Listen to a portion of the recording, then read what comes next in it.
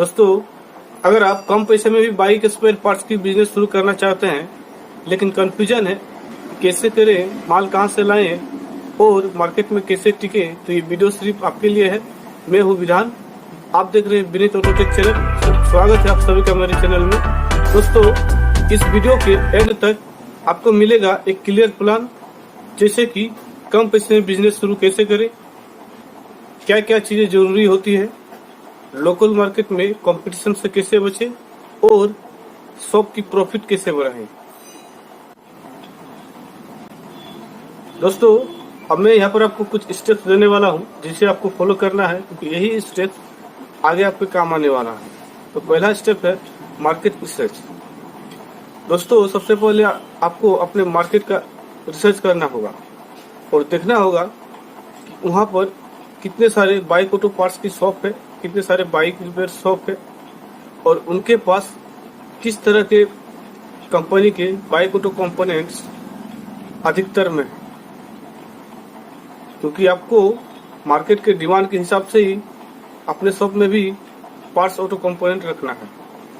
दोस्तों, अगर दूसरे स्टेप की बात करें तो वो है बिजनेस लोकेशन या सेटअप। और बिजनेस लोकेशन की बात करें तो अगर आपके पास अपनी जमीन है तो ठीक है, नहीं तो आपको स्टार्टिंग में छोटी सी दुकान से ही काम चलानी है और स्टार्टिंग में दुकान को ज्यादा फैंसी बनाने की कोशिश न करें। या फिर आप किसी मैकेनिक के कॉर्नर में शॉप के लिए जगह ले सकते हैं। वहां पर आपको भाड़ा भी कम मिलेगा और कस्टमर भी डायरेक्ट मिलने की चांस ज्यादा रहती है। दोस्तों, तीसरे स्टेप की बात की जाए तो वो है सामान कहाँ से लाएं। इसके लिए आपके पास 3 ऑप्शन है: लोकल मार्केट यानी कि लोकल होलसेल मार्केट, या फिर डायरेक्ट डिस्ट्रीब्यूटर से, या फिर ऑनलाइन प्लेटफॉर्म।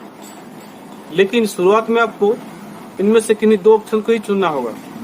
या तो फिर आप लोकल होलसेल मार्केट को चुने या फिर आप डायरेक्ट डिस्ट्रीब्यूटर को चुने।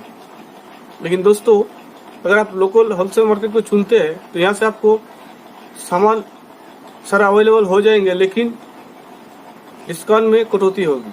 मतलब कि रेट आपको थोड़ा ज़्यादा लग सकता है, लेकिन आपको सामान एनी टाइम अवेलेबल हो जाएंगे।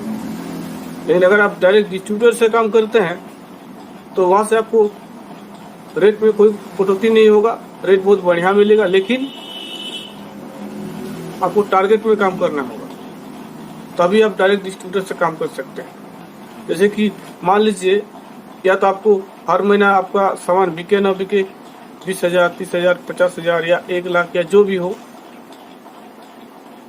लेकिन लोकल होलसेल मार्केट में ऐसा नहीं होगा आपके साथ। क्योंकि लोकल होलसेल मार्केट में जो होलसेलर होता है वो अपना कुछ रेट एक्स्ट्रा आपसे जोड़ लेता है, और इसी कारण भले आप टारगेट में काम न करें लेकिन वो आपसे काम करता है। लेकिन स्टार्टिंग में आपको सिर्फ रनिंग मूविंग आइटम्स ही अपनी शॉप में रखनी है, जैसे कि brake shoe, clutch plate, cables, lubricant आदि। दोस्तों, और चौथे स्टेप की बात की जाए तो वो है मैकेनिक टाई और लोकल टाई।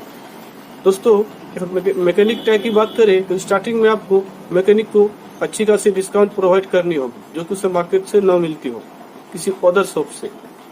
पर मान लीजिए उसको 10% कहीं और से मिलती हो तो आपको कम से कम 15% डिस्काउंट अपनी मार्जिन में कटौती करके देनी होगी, जिससे कि धीरे धीरे आपके ऊपर ट्रस्ट मैकेनिक का बनता रहे।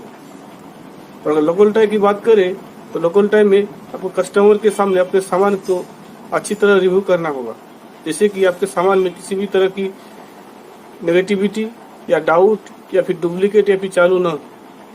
आपको कस्टमर को बताना होगा कि आपके सामान सब जेन्युइन है, ब्रांडेड है और ओरिजिनल है।